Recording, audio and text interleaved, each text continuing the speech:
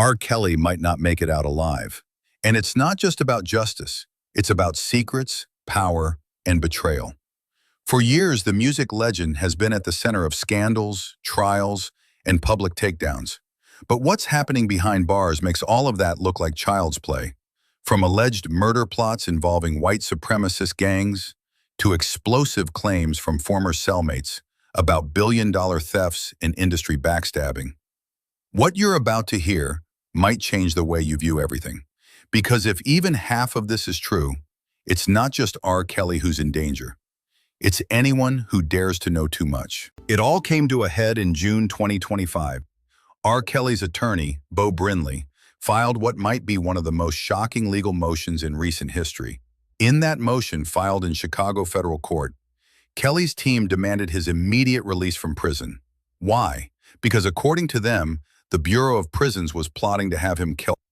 The centerpiece of the filing was a sworn statement from McQuill Glenn Stein, a terminally ill federal inmate who identified himself as a shot caller in the Aryan Brotherhood. Stein claimed that not only was he approached by 3 prison officials, but those officials offered him a deal. Eliminate R. Kelly, and they would arrange for him to escape and live out his final days as a free man. The motive? Kelly allegedly had information that, if exposed, would be extremely inflammatory and damaging to the Bureau of Prisons and the Department of Justice. And before he could spill the tea, he had to be silenced. According to Stein, this wasn't a one-time thing. He told Kelly's lawyers that this kind of operation happens all the time. That prison officials use gangs like the Aryan Brotherhood to carry out hits for years, with full impunity. The difference this time? The target wasn't some anonymous inmate. It was one of the most famous men in music history. Stein had previously served time at ADX Florence, the highest security prison in the country, and even escaped custody once. So when he was suddenly transferred to a low-security unit at FCI Butner and placed near Kelly, he knew something was up. And instead of following orders, he flipped the script. He warned Kelly. But that wasn't the end of it. Stein's refusal triggered a second alleged plot. According to legal filings, Kelly's attorneys were informed that another Aryan Brotherhood member had been assigned to finish the job. There were whispers of poison being slipped into food from the commissary, conversations about stabbings, even tampering with medication. And that's when things really turned dark. Kelly was moved into solitary confinement. Officials claimed it was for his own protection, but his legal team says otherwise. They described the conditions as spider-infested, isolated, and psychologically torturous.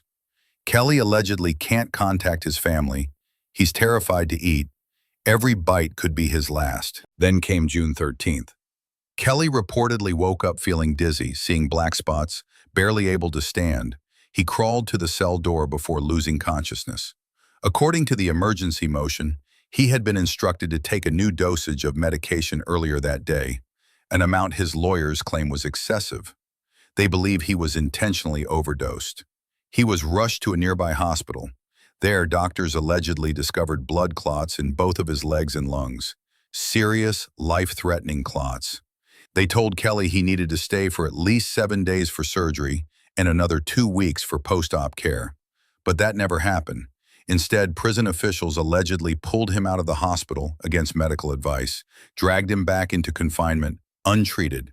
And now, with clots that could kill him at any moment, R. Kelly sits alone, waiting. While Kelly fights for his life physically, his legal team says he's also battling a corrupted judicial system. In the same court filings, Kelly's attorney revealed that one of Kelly's former cellmates, Kishan Mogata Moody, was allegedly bribed by prosecutors to steal his legal documents. Moody gave a sworn statement, saying prison staff helped him access Kelly's privileged attorney-client communications. And those documents? They were allegedly copied and passed to the prosecution. If proven, this would be a direct violation of Kelly's constitutional rights. An act so severe it could invalidate the entire trial. But prosecutors don't seem fazed. They call the allegations fanciful and a mockery, dismissing Kelly's claims while doubling down on his status as a convicted predator. But what really takes this story to the next level are the allegations coming from inside the prison, directly from someone who was there. Enter Ronnie Bowe, former federal inmate, author, CEO of Grind Mode Inc., and most importantly, R. Kelly's former cellmate. Bowe has since released a book detailing their conversations. And if even half of what he says is true, the corruption runs deeper than anyone ever imagined. Bowe claims Kelly discovered his music catalog was worth $1.2 billion, more than Jay-Z, more than most in the game. And yet Kelly was broke, doing tours just to pay bills. According to Bowe, when Kelly started asking questions, demanding to know where his money was going, the attacks started. Legal issues, arrests, media smears, everything. Bowe doesn't stop there. He says this goes all the way to the top. According to him, Kelly was originally supposed to do the Best of Both Worlds tour with Tupac.